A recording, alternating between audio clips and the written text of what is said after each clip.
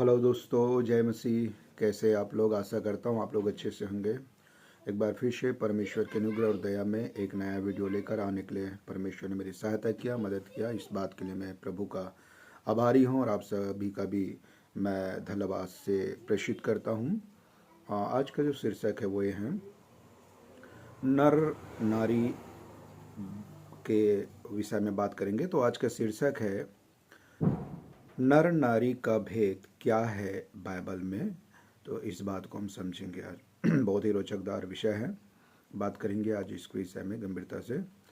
तो सबसे पहले हम इस बात को समझेंगे कि परमेश्वर का वचन एक अद्भुत है, एक बहुत ही सामर्थी है और बहुत ही न्यायपूर्ण परमेश्वर का वचन है।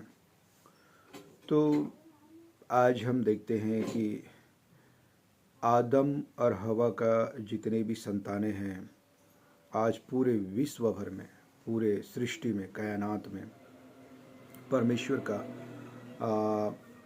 अपना एक परिवार, जो आदम और हवा को परमेश्वर ने बनाया था। तो आज हम देखते हैं कि उस आदम और हवा के माध्यम से आज पूरे जगत में, पूरी सृष्टि में मनुष्य पाए जाते हैं। उसमें से नर भी है, नारी भी है, एक पुरुष है, एक स्त्री है। तो मैं इसका कुछ बैकग्राउंड आपको बताना चाहता हूँ, ध्यान से सुनिएगा। तो परमेश्वर ने जब आदम को बनाया मिट्टी में से, तो उसने एक पुतला ही बनाया। परमेश्वर ने जब एक फ्लेश, एक शरीर का जब परमेश्वर ने रूप दिया, तो वो मिट्टी का एक पुतला था। फिर उसके बाद परमेश्वर ने अंत में उनके नथनों से, मतलब नाक से, जीवन की श्वास फूका और आदम एक जीवित प्राणी बन गया। तो परमेश्वर ने कहा था कि आओ हम मनुष्य को अपने समानता स्वरूप में बनाएं, जैसे कि बाइबल सिखाती है। तो सबसे पहले हम एक आयत पढ़ लेंगे, फिर आगे हम बात करेंगे। उत्पत्ति की किताब उसका 1:26 में ऐसा लिखा है। उत्पत्ति 1:26 ऐसा लिखा है, फिर परमेश्वर ने कहा, हम मनुष्य को अपने स्वरूप के अनुसार अपने समानता में बनाएं और वे समुद्र की मछलियों और आकाश के पक्षियों सॉरी और घरेलू पशुओं और सारी पृथ्वी पर और सब रेंगने वाले जंतुओं पर जो पृथ्वी पर रेंगते हैं अधिकार रखें। तो यह है परमेश्वर का वचन। तो परमेश्वर ने कहा, आओ अपने समानता स्वरूप में मनुष्य को बनाएं। तो परमेश्वर ने सबसे पहले जब आदम को बनाया तो एक मिट्टी का पुतला बनाया। तो मैं आपको बता देना चाहता हूं कि जब आदम एक जीवित प्राणी बना, तो जैसा हम देखते हैं कि उसका 2 हाथ है, 2 पैर है, बाल है, नाक है, कान है, मुंडी है, पेट है ना, और पीठ है। इस प्रकार का, मैं इसलिए इसको विवरण दे रहा हूँ ताकि आपको समझ में ज़्यादा आ सके और इस बात को आप गहराई से समझ सके। तो इस प्रकार का एक फ्लैश, एक शरीर का रूप परमेश्वर ने आदम को दिया। आदम जो है परमेश्वर की एक रचना है, एक सृष्टि है। जैसा परमेश्वर ने उनको एक मिट्टी का पुतला बनाया। लेकिन आगे जाकर जब परमेश्वर ने देखा कि आदम के लिए कोई सहायक नहीं है, उनके जैसा मेल खाने वाला कोई हमें एक प्राणी नहीं मिल रहा है, तो परमेश्वर तो अपने भविष्य ज्ञान के अनुसार सबको पता था, सब कुछ पता था कि जितने भी मैंने बनाए पशु बनाए, पक्षियाँ बनाई और घरेलू पशु बनाए, इनमें से तो कोई आदम के साथ मेल नहीं खा सकता था। तो परमेश्वर ने अपनी योजना में तो उनको रखा था कि मैं स्पेशल आदम के लिए एक सहायक बनाऊंगा जो उसी में से होगा। तो ये तो परमेश्वर को पहले से पता था, लेकिन हम मनुष्य को समझाने के लिए, सिखाने के लिए परमेश्वर का वचन इस प्रकार बाइबल सिखाती कि कोई मेल नहीं खाया। तो क्या किया परमेश्वर ने? तो परमेश्वर ने आदम में ही से, मतलब आदम को भारी नींद में सुलाकर उनके पसली में से एक संती निकालकर, एक पसली निकालकर उसमें मांस भर दिया, और उसी में से बाइबल लिखता है, अलक्ष्य नहीं, बाइबल बताती है, परमेश्वर बताता है वचन से कि उसी में से, आदम में से ही, उस पसली में से ही नर में से नारी बनाया, मतलब एक पुरुष में से स्त्री बनाया। तो सबसे पहले हमको इस बात को समझना होगा, क्या स्त्री का शरीर वैसा ही था जैसा आदम का था, पुरुष का था? तो इसका जवाब है नहीं। तो यहीं पर समझने वाली बात है परमेश्वर ने जब आदम को बनाया, पुरुष को बनाया, उनका शरीर, उनका जो बाहरी, जो शरीर का जो रूप था, जो आकार था, जो बनावटी था, वो स्त्री से भिन्न था। तो ऐसा क्या राज की बात है, ऐसा क्या भेद है, ऐसा कौन सा गुप्त बात है, ऐसा क्या भेद है? जैसे कि इफिसी के पत्र में भी लिखता है, इफिसी के पत्र में भी लिखा है कि यह भेद तो बड़ा है, 5 अध्याय में, यह भेद तो बड़ा है। तो क्या है वो भेद बड़ा? उन बात को पहले से हम शारीरिक, शरीर से हम आत्मिक रीति में जाएंगे। शरीर की बात पहले करते हैं, फिर आत्मिक रीति से बात करेंगे। तो जब परमेश्वर ने नर में से जब नारी बनाया, तो सवाल ये है, क्या परमेश्वर ने एक नर जैसा ही नारी को बनाया? क्या उनका शरीर का आकार, उनका रूप, उनका जो ढांचा है, उनका जो बनावटी है, क्या आदम के जैसा था, पुरुष के जैसा था? तो इसका जवाब है नहीं। फिर ऐसा क्यों नहीं? क्योंकि हम देखते हैं कि शरीर, पुरुष का शरीर कुछ और अलग है और स्त्री शरीर कुछ और अलग है। तो हम देख सकते हैं, समझ सकते हैं, जान सकते हैं कि है तो वो पुरुष के जैसा ही स्त्री है ना? उसका भी हाथ है, पैर है, नाक है, कान है, पीठ है, पेट है, सब कुछ वैसा ही है। लेकिन उसका जो शरीर का कुछ ऐसे अंग है स्त्री का, जो पुरुष से भिन्न है। तो जब परमेश्वर ने अब उनको देखा और बनाया, तो परमेश्वर है, उनको पता है कि मैं आदम के लिए जो उनका सहायक बनाऊंगा, उनको मेल खाने वाला जो बनाऊंगा, वो कुछ इस प्रकार बनाऊंगा, आदम के लिए कुछ इस प्रकार का स्त्री बनाऊंगा जो उनका शारीरिक जो रूप है, शरीर का जो बनावटी रूप है, कुछ उस प्रकार का उसने जब रचना किया, उनका सृष्टि किया परमेश्वर ने नर में से नारी का। तो परमेश्वर तो अपने पूर्व ज्ञान से पहले से देख लिया था, उनको भविष्य ज्ञान से पता था कि मैं इस टाइप का नारी को बनाऊंगा, इस प्रकार का रूप दूंगा नारी को, जो आदम और हवा अर्थात पुरुष और स्त्री का दोनों मेल मिलाप हो सके, मेल खा सके और सहायक बन सके सभी बातों में, शारीरिक, मानसिक, आत्मिक रीति से। तो उस प्रकार से परमेश्वर ने उनको एक रूप दिया और वो आदम और हवा बन गया, अर्थात पुरुष और स्त्री। तो जैसा हम परमेश्वर के वचन में देखते हैं, तो यहाँ पर उत्पत्ति 1:26 में लिखता है कि आओ हम मनुष्य को अपने समानता स्वरूप में बनाए। तो किसके लिए बोला? आदम के लिए। तो क्या स्त्री के लिए लागू नहीं है? जैसे परमेश्वर ने आदम को बुद्धि, समझ, ज्ञान दिया, मन दिया, अंतरात्मा, अनुभव दिया, विचार दिया, इन सब चीज में स्त्री के अंदर में भी है, क्योंकि आदम में से ही तो बनाया ना, स्त्री को अलग से थोड़ी बनाया, आदम में से ही परमेश्वर ने बनाया। साथ में जब इस प्रकार से बोला परमेश्वर ने कि आओ हम मनुष्य को अपनी समानता स्वरूप में बनाए, तो केवल आदम को नहीं बनाया, उसमें स्त्री को भी बनाया। मतलब मैं एक आत्मिक रीति से बात कर रहा हूँ यहाँ पर, मैं शरीर की बात नहीं कर रहा हूँ कि जैसा आदम का शरीर है वैसा स्त्री का शरीर, ऐसा नहीं बोल रहा हूँ। मैं बोल रहा हूँ आत्मिक रीति से कि परमेश्वर ने कहा आओ हम मनुष्य को अपनी समानता स्वरूप का, वही समानता स्वरूप को स्त्री को भी दिया है। स्त्री के अंदर में भी एक आत्मा होता है, बुद्धि होता है, समझ होता है, ज्ञान होता है, अनुभव होता है, विचार होता है, तभी तो मेल खाएगा ना आदम और हवा का। केवल शारीरिक रीति से नहीं, मैं बोला ना, शारीरिक, मानसिक, आत्मिक रीति से मेल खाने वाला प्राणी परमेश्वर ने बनाया। तो इसीलिए इफिसी के पत्र में लिखा है यह भेद तो बड़ा है। आगे और बात करते हैं इनके विषय में।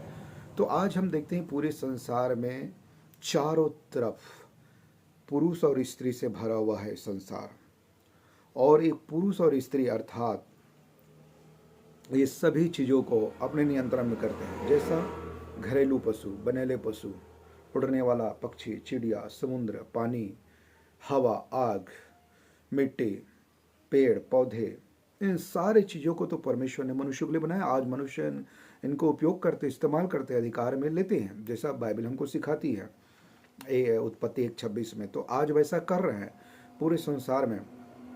तो सभी प्राणियों में से सृष्टि जो बनाया परमेश्वर ने, पृथ्वी बनाया, उन सभी में से जो प्रथम है वो है आदम और हव्वा अर्थात मनुष्य।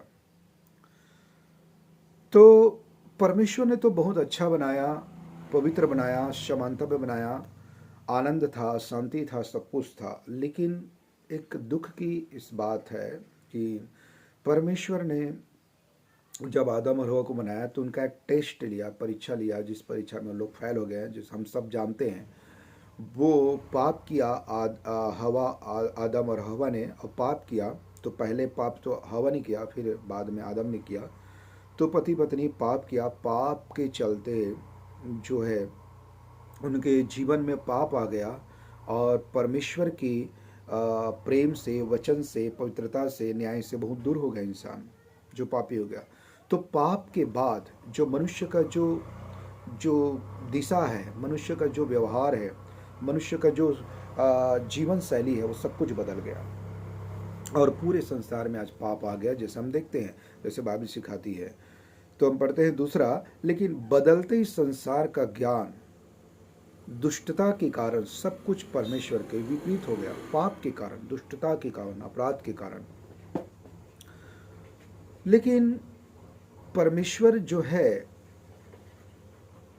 पहले से ही अपना पूर्व ज्ञान में कहीं ना कहीं परमेश्वर को पता था कि जो मैं पुरुष और स्त्री बना रहा हूँ वो मेरे अधीनता से दूर हो जाएगा पाप की वजह से, और वो शैतान का अधीनता हो जाएगा, पाप के अधीनता हो जाएगा, और मनुष्य के अंदर में तरह तरह की बुराई, पाप, दुष्टता, बीमारी, हर प्रकार की हत्या, कड़वाहट, टोना, जादू, छल, कपट, बुराई भर जाएगा। परमेश्वर को पता था और परमेश्वर ने पहले से ही एक प्लान और योजना कर लिया था मानव जाति को बचाने के लिए। ये भी हम जानते हैं बाइबल से।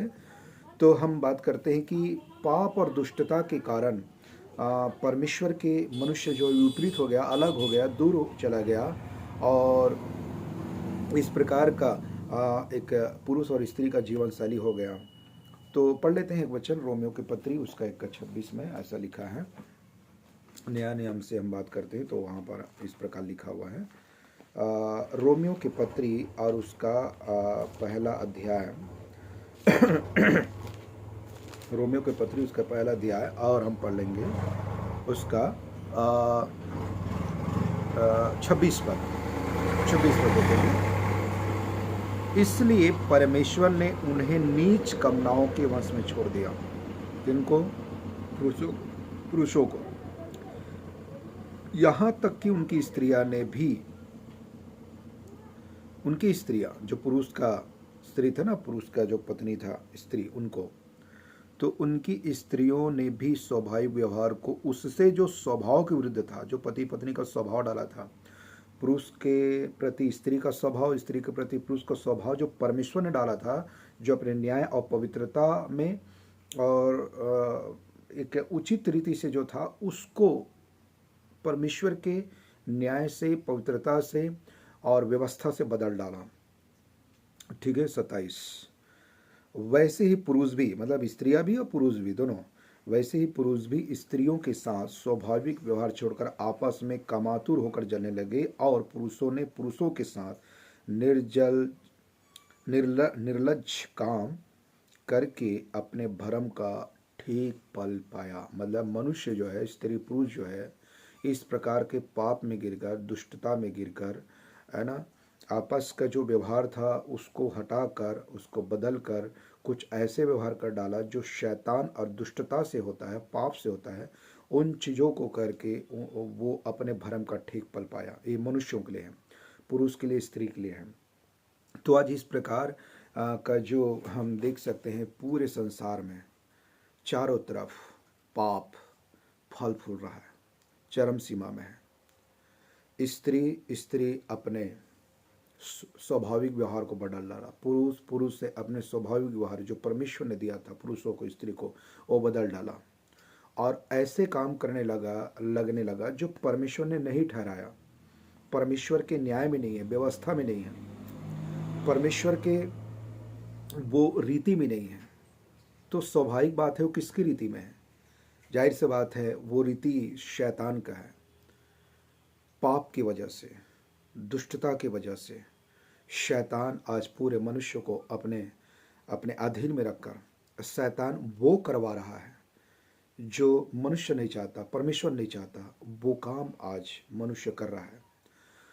लेकिन परमेश्वर ने जो मनुष्य को बनाया था वो करने के लिए जो बाइबल सिखाती है, परमेश्वर सिखाता है कि वो पवित्रता में रहकर, न्याय में रहकर पुरुष और स्त्री को जो प्रेम के साथ जो आनंद दिया था, जो शांति दिया था, जो प्रेम दिया था, जो मेल मिलाप दिया था, जो सही रास्ता दिया था, जो आपस में मेल मेल खाए, प्रेम हो, समानता हो, उन सारी चीज़ों को बदल कर, छोड़कर पाप की वजह से इंसान, मनुष्य, पुरुष और स्त्री अपने अपने मार्ग, अपने अपने तरीके से, अपने मनमानी, अपना ढर्रा, अपने पैटर्न में वो चल रहा है।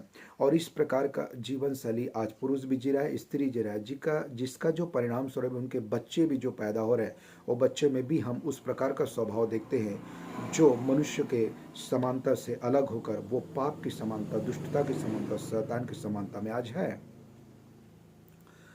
तो यहाँ पर जो परमेश्वर ने पुरुष और स्त्री का जो भेद दिया था, जो मेल मिलाप दिया था, जो प्रेम दिया था, वो तो बिल्कुल हट गया।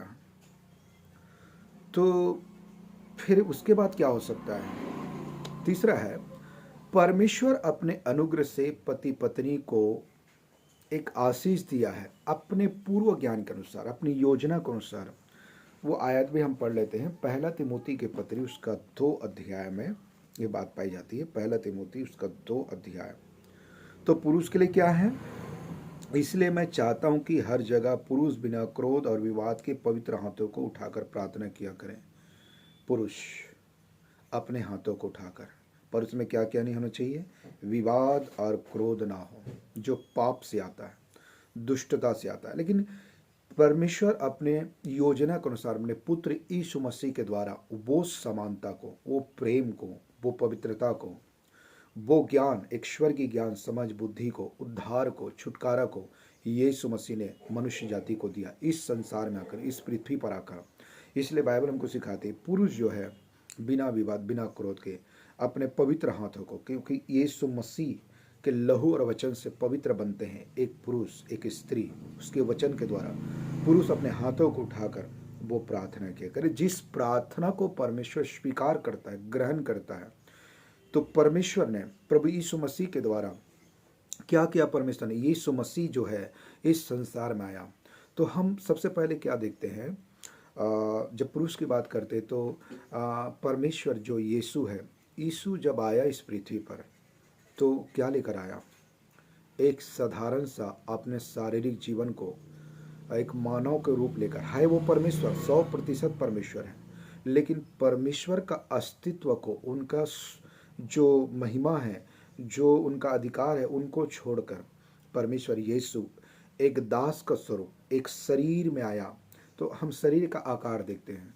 यीशु मसीह का शरीर कैसा है? जैसा आज एक पुरुष का होता है शारीरिक रीति से। एक पुरुष का 2 हाथ 2 पैर होता है ना, नाक होता है, कान होता है, पीठ होता है, पेट होता है, सर होता है, बाल होता है, इन तमाम चीज जैसा एक पुरुष होता है, सेम ऐसा यीशु मसीह एक शरीर का एक रूप लेकर आया। जो पुरुष था, यीशु मसीह एक पुरुष था, वो एक रूप लेकर आया जैसा हम पुरुष को देखते हैं।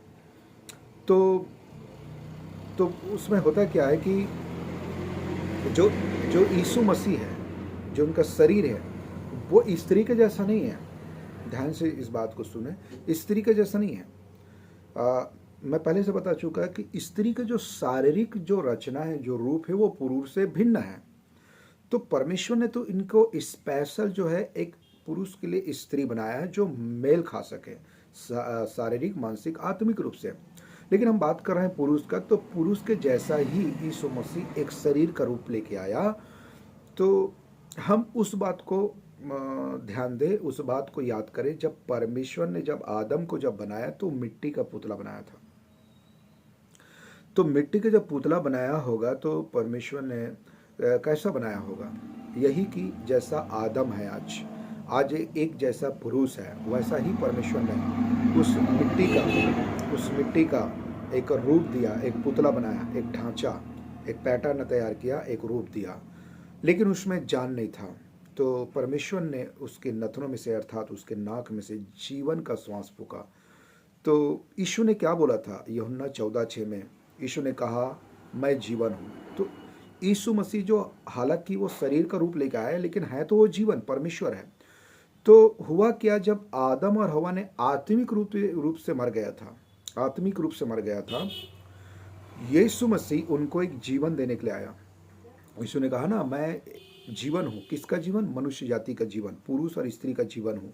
तो यीशु मसीह ने अपने बलिदान के द्वारा, अपने लहू के द्वारा, अपने वचन के द्वारा, अपने प्रेम के द्वारा, अपने न्याय के द्वारा पुरुष और स्त्री को मतलब एक जीवन दान दिया। यीशु ने क्या बोला? यदि जो कोई यीशु मसीह पर विश्वास करे तो वो नाश नहीं, नाश का जो संबंध है वो अनंत काल के नरक है, अधलोक नरक, जहां मनुष्य एक बार गया तो वापस नहीं आ सकता। तो यीशु मसीह पर यदि कोई व्यक्ति अपने पापों को स्वीकार करके मान कर, यदि यीशु मसीह में, चाहे वो पुरुष हो चाहे स्त्री, यदि मान कर यीशु मसीह से मिलने वाले बलिदान को स्वीकार करता है, विश्वास करता है यीशु मसीह पर, तो वो अनंत काल के जीवन पाता है। यीशु मसीह के माध्यम से वो अनंत काल के जीवन पाता है। तो पहले से परमेश्वर ने जब आदम हवा को बनाया तो उनको नाश होने के लिए नहीं, नरक जाने के लिए नहीं बनाया था, दंडित होने के लिए बनाया था, परंतु परमेश्वर ने अपना जो एक परिवार बनाया था पृथ्वी पर आदम हवा का, वो अनंत काल के लिए बनाया था। तो हुआ क्या? पाप हुआ, पाप के बाद पूरे बर्बाद हो गया। स्त्री पुरुष परमेश्वर की वचन, विश्वास, प्रार्थना, पवित्रता को छोड़ देना, पाप की वजह से दूर हो गया, परमेश्वर और मनुष्य दूर हो गया। लेकिन फिर से उसको पुनः स्थापित किया, किसके द्वारा? यीशु मसीह के द्वारा। तो यीशु ने कहा, मैं जीवन हूँ, और जीवन मनुष्य को दिया, जैसा मैं और आज पाए जाते हैं यीशु मसीह में। तो मैं उन्हीं का बात कर रहा हूँ। तो जीवन पाया, तो इसीलिए कहता है पहला तिमुथी 1:8 में, इसलिए मैं चाहता हूँ, पौलुस कह रहा है यहाँ पर। तो जाहिर सी बात है, पौलुस ने परमेश्वर के वचन पाया, यीशु मसीह की ओर से वचन पाया, और वचन को पत्री लिख रहा है तिमुथी को, पौलुस पत्री लिख रहा है। तो उस पत्री में कहता है, मैं चाहता हूँ कि हर जगह पुरुष, हर जगह, सभी जगह में बिना क्रोध और विवाद के पवित्र हाथों को उठाकर प्रार्थना किया करें। ये यीशु मसीह का प्लान है, योजना है, और ऐसी चीज़ों से परमेश्वर प्रसन्न होता है। तो स्त्री के लिए क्या लिखा है? स्त्री के लिए जो लिखा है वो ये है, पहला तिमुथी 2:14-15 में क्या लिखा है हम पढ़ लेते हैं। 14 में लिखा है स्त्रियों के लिए, और आदम बहकाया न गया, पर स्त्री बहकाने में, किसके बहकाने में? शैतान के बहकाने में आकर अपराधनी हुई, मतलब अपराधी, दोषी ठहर गया, अपराध कर लिया स्त्री। 15, तो भी स्त्री, अब देखिए यहाँ पर, तो भी स्त्री बच्चे जनने के द्वारा धर पाएगी यदि वह संयम, संयत, विश्वास, प्रेम और पवित्रता में स्थिर है। तो यहाँ पर मैं जो मैं आपको जो भेद की बात बता रहा हूँ, जो मैं आपके ध्यान को आकर्षित करना चाहता हूँ, वो पुरुष का शरीर और स्त्री का शरीर की ओर ले जाना चाहता हूँ। मतलब मैं एक नर और नारी का भेद क्या है बाइबल में, उसी चीज़ के बारे में बता रहा हूँ। तो परमेश्वर ने जब आदम को बनाया, पुरुष को बनाया, तो उनका जो शारीरिक रूप है कुछ और अलग है। लेकिन जब परमेश्वर ने उसी में से आदम में से ही जब स्त्री को बनाया, तो उनका जो शारीरिक रचना है, ढांचा है, उनका पैटर्न है, जो उनका रूप है वो अलग है। तो यहाँ पर पुरुष जो है बच्चा नहीं जन सकता, पुरुष जो है बच्चा पैदा नहीं कर सकता।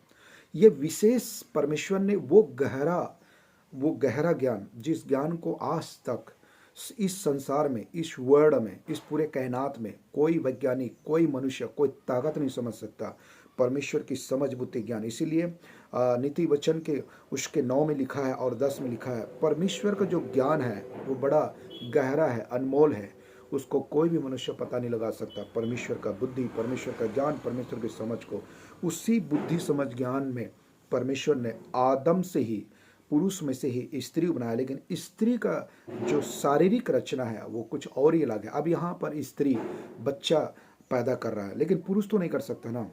तो कितनी परमेश्वर ने बुद्धि से, समझ से, ज्ञान से एक पुरुष और स्त्री का मेल बनाया, जिसमें वो समानता को बताता है, उसमें प्रेम बताता है, उसमें शांति, आनंद बताता है।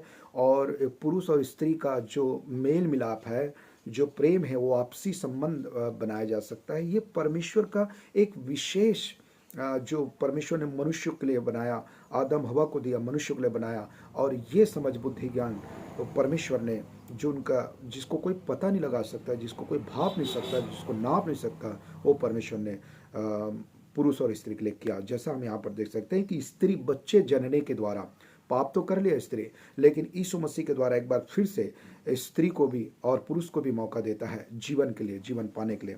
तो इसी पर्पस में, इसी टॉपिक में, इसी कड़ी में यहाँ पर लिखा है, तो भी स्त्री बच्चे जनने के द्वारा उद्धार पाएगी यदि, लेकिन वहाँ पर एक शर्त है स्त्री के लिए। पुरुष के लिए भी है आज्ञा, ऐसा नहीं कि पुरुष के लिए आज्ञा नहीं है। तो यहाँ पर स्त्री के लिए एक शर्त है, एक आज्ञा है, वो क्या है?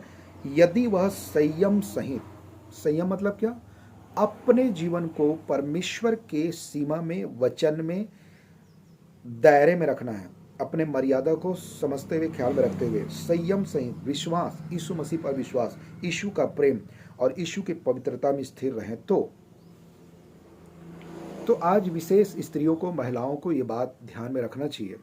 इसलिए मैं अपना एक संदेश में, अपना एक वीडियो बनाया हूँ कि जो स्त्री है वो चर्च में उपदेश नहीं दे सकता, चर्च में पुरुषों के साथ आज्ञा नहीं दे सकता, और न ही स्त्री चर्च चला सकती है, क्योंकि ये परमेश्वर का एक व्यवस्था है। चर्च में एक व्यवस्था है, परमेश्वर ने एक आज्ञा दिया चर्च में। केवल चर्च में स्त्री उपदेश नहीं दे सकता, पुरुषों पर आज्ञा नहीं चला सकता। यानी कि ये कि स्त्री को कितना भी बाइबल का ज्ञान क्यों ना हो, स्त्री चर्च नहीं चला सकती। यदि कोई स्त्री, हम देख सकते हैं भारत में या देश विदेश में कई स्त्री चर्च चला रहे हैं, वो अपना एक मर्जी है। याद रखें, यदि कोई स्त्री परमेश्वर के वचन के विरोध में काम करता है तो वहां पवित्र आत्मा काम नहीं करता है। यदि वो चर्च चला भी रहे ना तो वहां पवित्र आत्मा काम नहीं करते हैं। तो मुझसे कोई ऐसा पूछ ले, ब्रदर हम तो देखे हैं स्त्री लोग जो चर्च चलाते हैं, लाखों में, हजारों में लोग उनकी सुनते हैं, चमत्कार होता है, तो उनके जीवन में बदलाव आता होगा, तभी तो देखते होंगे, बड़े बड़े चिन्ह चमत्कार होता है, लोग सुनते हैं, भविष्यवाणी होता है इत्यादि। तो मेरा एक सवाल है, ऐसे तो बहुत से स्त्री लोग संसार में दूसरे धर्म में भी प्रचार कर रहे हैं अपने ईश्वर का, अपने इष्ट का, तो उसमें भी तो लाखों, करोड़ों, हजारों में लोग सुन रहे हैं। क्या वे भी उद्धार पाएंगे? क्या वे भी स्वर्ग जाएंगे? वहां भी चिन्ह चमत्कार भविष्यवाणी होता है, तो क्या वो भी स्वर्ग जाएंगे? याद रखें, इस संसार में दो एक आत्मिक प्राणी हैं, एक परमेश्वर भी, एक शैतान है। ये नहीं भूलना चाहिए कि संसार का जो वर्तमान जो मालिक है, शहंशाह, सरदार है, वो शैतान है। क्या कभी शैतान चाहेगा कि यीशु मसीह का जो कलीसिया है वो पवित्र हो, सेवक पवित्र हो, सेविका पवित्र हो, चर्चे से उनका बढ़िया चले? कभी शैतान चाहेगा? नहीं चाहेगा ना। तो हमको वचन से गहराई से स्टडी करके, वचन को ठीक रीति से पढ़ के सही क्या है, गलत क्या है, ये जानना चाहिए। तो मैं ये कह रहा हूं कि स्त्री चर्च नहीं चला सकती। बाकी स्त्री पुरुष को परमेश्वर ने समान बनाया, समान सेवा कर सकते हैं, पर स्त्री के लिए एक विशेष व्यवस्था है चर्च में। स्त्री बराबर वो सुसमाचार सुना सकते हैं, प्रार्थना कर सकती है, बीमारों के लिए, चंगाई के लिए, अपने बच्चों को सिखा सकती है। स्त्री जब भी कहीं पर जाए तो उनको ध्यान देना चाहिए कि अपने मर्यादा को ध्यान में रखते संयम, सुशील, सभ्यता, सुहाने वस्त्र पहनकर वो जा सकते हैं। जहाँ पर पुरुष है वहाँ पर एक संयम, संकोच के साथ उनको जाना है, और मेरे ख्याल से अकेला जाना उचित नहीं है। वहाँ पर किसी और स्त्री या बहन को ले जाएं तो ज़्यादा अच्छा है। एक से ज़्यादा पुरुष होते हैं, वहाँ पर भी एक से ज़्यादा स्त्री होना चाहिए।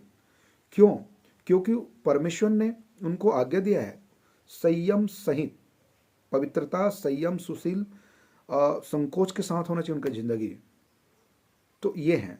तो हम बात कर रहे थे यहाँ पर कि इसलिए स्त्री और पुरुष को बाइबल में लिखा है कि नर नारी का भेद क्या है बाइबल में। तो ये है नर नारी का भेद, एक पुरुष और स्त्री का भेद है यहाँ पर, जो बहुत गहरा है, जो जिसके लिए जो परमेश्वर ने पुरुष और स्त्री को बनाया था वो बड़ा रोचकदार, एक गहरा, एक प्रेम, एक बड़ा आशीष, एक मेल मिलाप, एक शांति, आनंद के साथ बनाया था। लेकिन पाप के बाद सब कुछ भ्रष्ट हो गया। लेकिन परमेश्वर ने अपने ज्ञान के अनुसार, अपनी योजना के अनुसार अपने पुत्र यीशु मसीह के द्वारा फिर से उनको ज्यों का त्यों किया, स्थापित किया। जो परमेश्वर का पहले योजना था आदम हवा में, जो पाप होने से पहले, वही योजना यीशु मसीह के द्वारा फिर से पुनः स्थापित की इस पृथ्वी पर।